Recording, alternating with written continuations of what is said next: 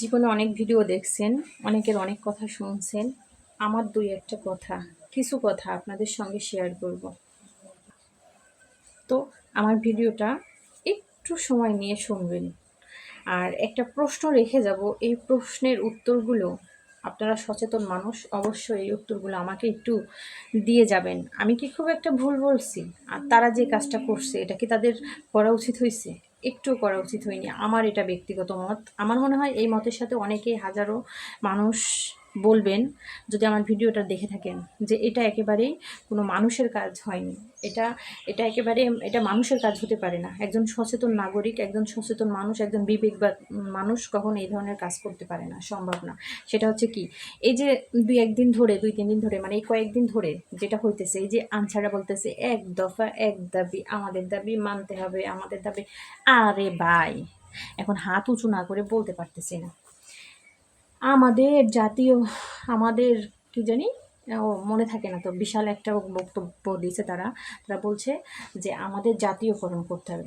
আচ্ছা ঠিক আছে, আমি এই পয়েন্টে দুই একটা কথা বলবো আপনাদের সঙ্গে। আচ্ছা, জাতীয়করণের প্রথমত অর্থটা কি তারা কি জানে? তাদের কাছে আমার প্রশ্ন, তাদের কেউ যদি আমার এই ভিডিওটা দেখে থাকে, তো তাদের কাছে আমার একটাই প্রশ্ন, যে জাতীয়করণের অর্থটা কি সেটা আমাকে বলবে। এটা হচ্ছে তার ব্যাপার, তারা বলবে কি বলবে না আমার কথা আমি বলে যাই। তো আপনারা সচেতন মানুষ যারা আমার ভিডিওটা দেখবেন তারা অবশ্যই বলে যাবেন জাতীয়করণ বলতে বুঝাইতেছে কি, তাই না? তো জাতীয়করণ বলতে কি, এই যে জনগণ, বাংলাদেশের জনগণের টাকা নিয়েই কিন্তু সব কিছু হয়, হয় না? সরকারি চাকরি বলেন, যে কোনো, সবাই সবাই আর কি, যারা গভর্নমেন্ট জব করে, যারা সরকারি গভর্নমেন্টের ভিতরে আছে, তারা কিন্তু সবাই মানে বাংলাদেশের মানুষের জনগণের টাকাই কিন্তু চলে, তাই না? আমরা এটা বলি, জনগণের টাকাই তো সব কিছু চলে, সরকার চলে জনগণের টাকায়। তো সেই সরকারি মানে সরকারিভাবে আপনারা হচ্ছে আপনাদের সব কিছু স্থায়ীভাবে করতে চান, মানে আপনাদের যারা জাতীয়করণ করতে চান, তো জাতীয়করণ করতে চান, ঠিক আছে, আলহামদুলিল্লাহ, ভালো কথা। তো জাতীয়করণের কী কাজটা আপনারা করছেন? কী কাজ করছেন? এই যে বাংলাদেশে বন্যার অবস্থা পরিস্থিতি কি, হাজারো মানুষ ওখানে ছুটে গেছে, প্রশাসনের অনেক বাহিনী ওখানে হচ্ছে ছুটে গেছে, আপনারা কি করছেন? আপনারা আজকে জাতীয়করণ চাওয়ার জন্য কোথায় ঢুকছেন?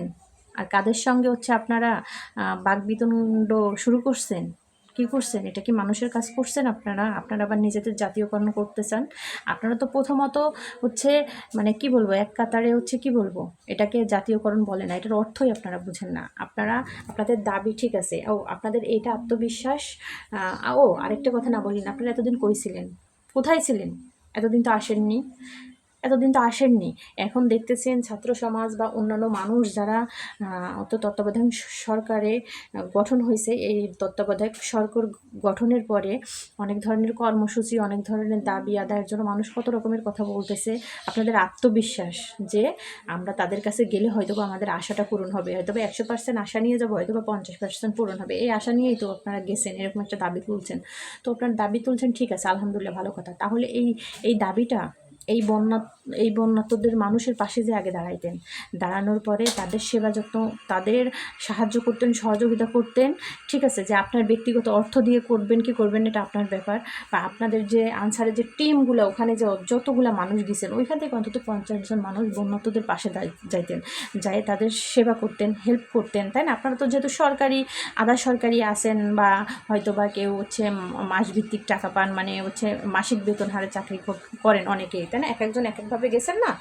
তো আপনারা ওখানে যে দাঁড়াইতেন, তাদের সাহায্য সহযোগিতা করতেন, করার পরে দেশের পরিস্থিতিটা যখন ঠিক হইতো, মানে বিশেষ করে বন্যা পরিস্থিতি যখন ঠিক হইতো, তখন আপনারা কাম ব্যাক ফিরে আসার পরে তখন হচ্ছে আপনি যায় তাদের কাছে দাবিটা রাখতেন, যে আমরাও তো সব কাজে আসি, সব কাজে এগিয়ে আসি, সব বাংলাদেশের জনগণের পাশে আসি, আমরাও তো সাহায্য করতেছি। তো আমাদের একটা দাবি, আমাদের এই দাবিটা, যে আমরাও, আমাদের একটু জাতীয়করণ করা হোক, বা আমাদের তারা বিবেচনা করবে আসলে তারা কোনটা করা উচিত, কোনটা করা উচিত না, এটা বিবেচনা করার পরে তাদের যেটা ভালো ভালো মনে হয়, তারা তো মানুষ, তারা বিবেকবান, তারা অবশ্যই মেমোরি আছে যে আপনাদের বাচ্চা কাচ্চা আছে, সংসার আছে, আপনাদের কীভাবে চলতে হবে এটা তারা বুঝে, তাদের মেমোরিতে আছে। তো এরকম একটা কাজ করার পরে যায় তাদের কাছে দাবিটা চাইতেন, দেখতেন তারা আপনাদের কতটা সম্মান দেয়। এখন আপনারা যে কাজটা করছেন, এটা কি আপনারা সম্মানের কাজ করছেন? আমার তো মনে হয় না, কারোই মনে হয় না। এখন আপনাদের মতামতকে একটু আমাকে জানাবেন। আপনাদের কাছে এটাই হচ্ছে আমার একটা কথা ছিল, বলার ছিল। এই পর্যন্ত, সবাই ভালো থাকবেন, আল্লাহ হাফেজ।